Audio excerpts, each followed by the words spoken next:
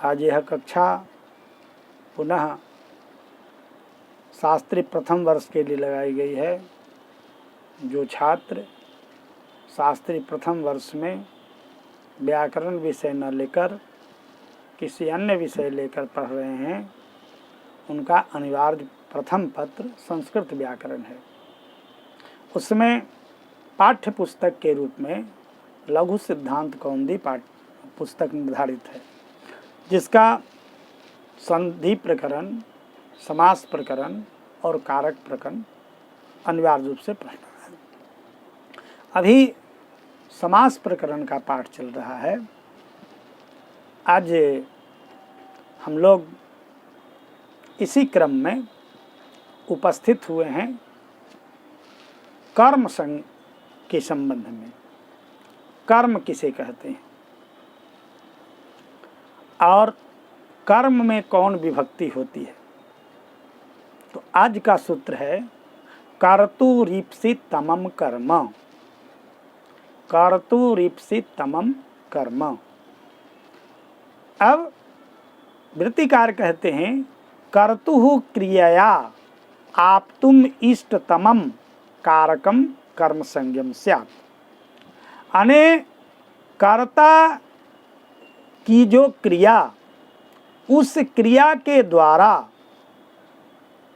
मुख्य रूप से प्राप्त करने का जो इष्ट है, जिसको प्रधान रूप से प्राप्त करना चाहते हैं, सिद्ध करना चाहते हैं, उस कारक को कर्म कहते हैं।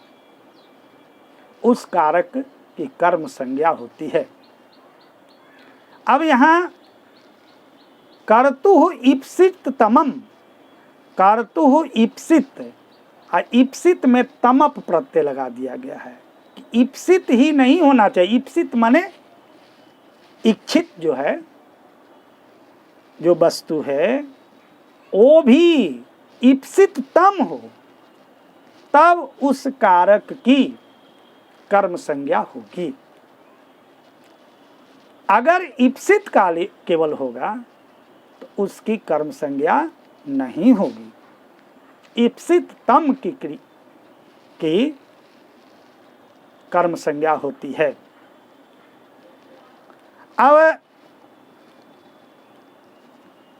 ईप्सित तम क्या होता है, ये जानना है कि ईप्सित तम अगर नहीं कहते, यहाँ तमप ग्रहण नहीं करते तो क्या हानि होती।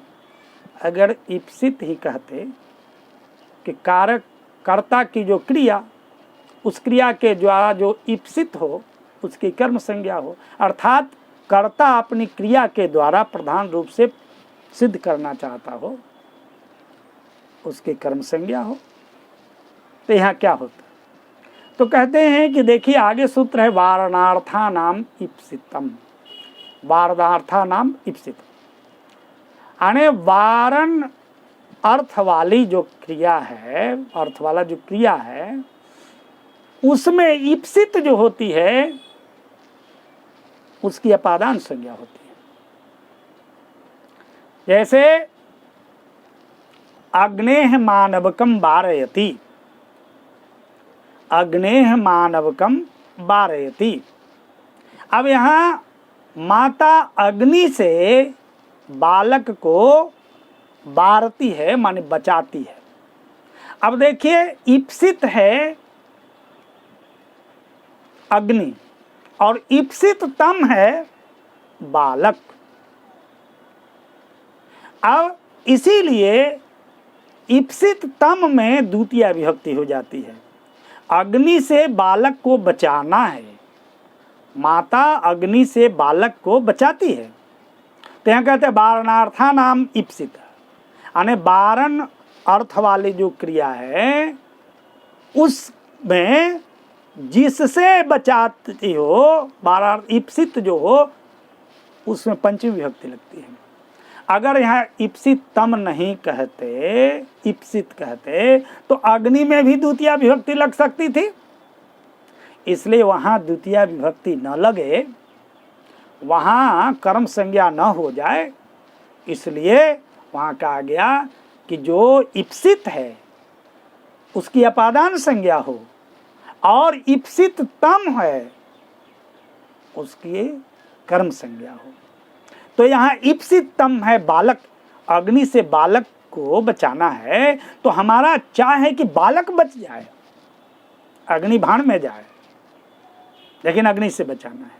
अग्नि हमारा मुख्य उद्देश्य नहीं, बालक को बचाना है। तो ईप्सित तम बालक है, इसे बालक की कर्म संज्ञा होती है और अग्नि की अपादान संज्ञा होती है। इसलिए यहाँ तमप ग्रहण किया गया है कि कर्ता की जो क्रिया हो, उस क्रिया के द्वारा जो अत्यंत ईप्सित हो उसकी कर्म संज्ञा होती है।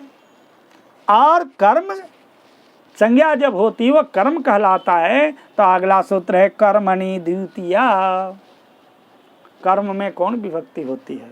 तो द्वितीया विभक्ति होती है। यहाँ पर अनुक्ते सूत्र का अधिकार आता है। कर्म में कौन कर्म में द्वितीया विभक्ति होती है? अनुक्त कर्म में।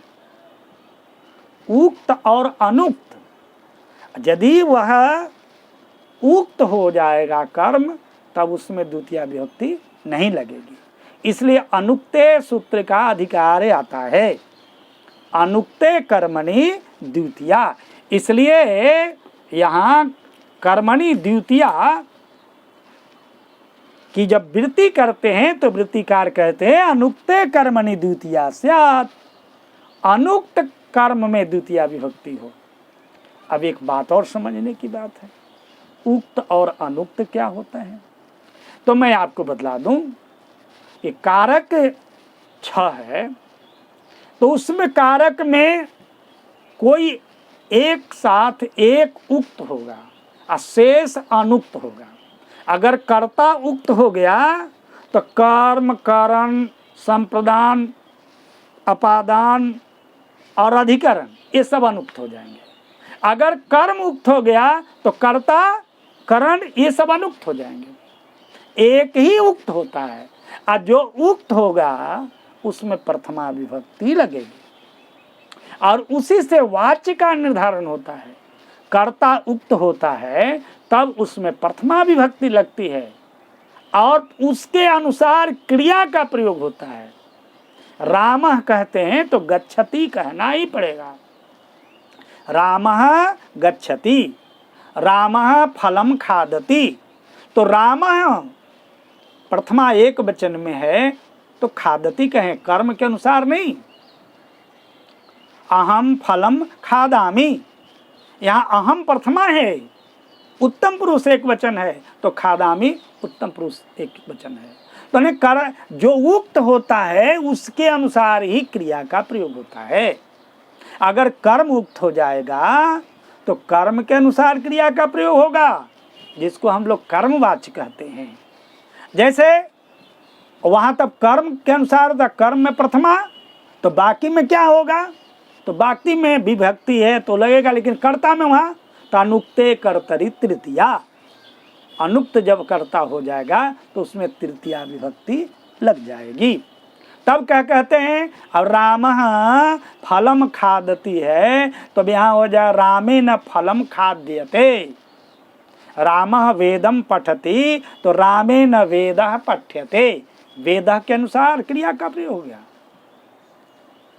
रामः त्वाम पाठयति, रामेण त्वम पाठ्यसे, ऐसा हो जाएगा।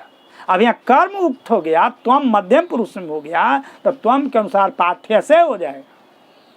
तो क्रिया के द्वारा अब पता चलता है कि कौन उक्त है और उसके अनुसार चूंकि कर्ता का प्रयोग होता है।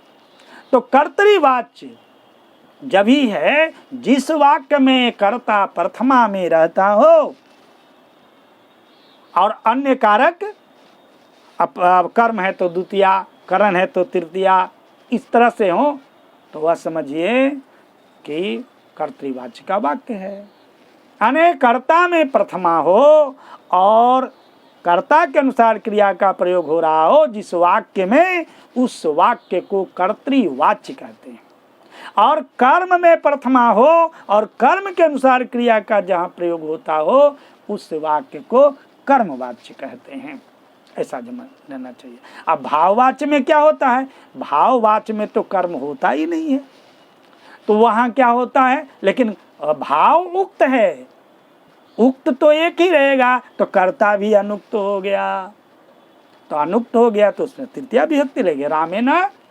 रामेण गम्यते, रामेण सह्यते, ऐसे होगा, लेकिन कर्ता उक्त नहीं हो, उक्त वहाँ भाव है, इसलिए भाववाच्य कहलाता है।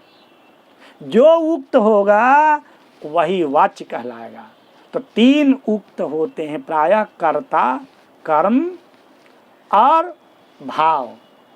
कभी कभी अधिकरण भी उक्त होता है, तो अधिकरण में भी प्रथमा विभक्ति लग जाती है। जो उक्त होगा उसमें प्रथमा विभक्ति लग जाएगी, यही मेरा कहने का आशय है। तो कर्म में द्वितीया विभक्ति होगी, तो हरिम भजति, हरि को भजता है। कौन भजता है, रामः, मदनः, जो होगा भजति के अनुसार। अब कर्ता में प्रथमा विभक्ति अब लगा हुआ रहेगा, कर्ता उक्त है, कर्म अनुक्त है, तो हरिम भजति। और अभिहिते तो कर्मादौ, अगर कर्म अभिहित हो गया, अभिहित का मतलब उक्त हो गया, तब प्रथमा, जैसे हरि सेव्यते, रामेण हरि सेव्यते। अब यहाँ राम चूंकि अनभिहित हो गया, अनुक्त हो गया, इसलिए उसमें तृतीया विभक्ति हो गया, रामेण हो गया। हरि अभिहित हो गया, उक्त हो गया, अभिहित और उक्त एक ही बात है, तो उसमें प्रथमा विभक्ति हो गई। तो रामेण हरि सेव्यते, लक्ष्म्या सेविता हरि, लक्ष्मी के द्वारा हरि सेवित हुए। इस तरह से कर्ता से कर्म उक्त होता है। ये सब बातें ये बताई गई, पुनः अगली कक्षा में हम बताएंगे। ओम।